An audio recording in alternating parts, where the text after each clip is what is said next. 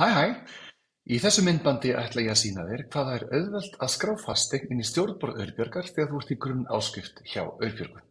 Við sjáum stjórnborð fyrir framan okkur, þar eru engar upplýsingar og það fyrsta sem við gerum er að smella á hnappinn Bæta við fasteign. Þá förum við yfir í valmynd þar sem við getum slegið inn heimilisfang sem við getum síðan leitað eftir í þjóðskrá.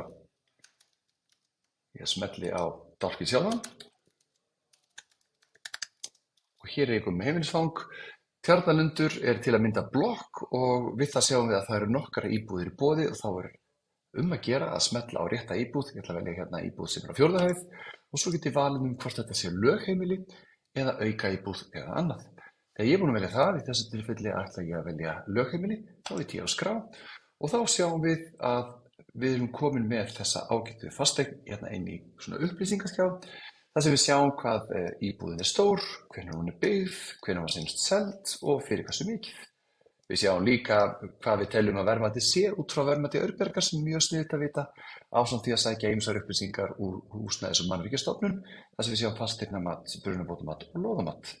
Svo förum við bara efst á síðuna, smellum þar á nafn Aurbjargar og þá erum við aftur komin inn í stjórnborðið, nema nú sjáum við að það er komin fasteign þar inn. Þetta er ekki flókið.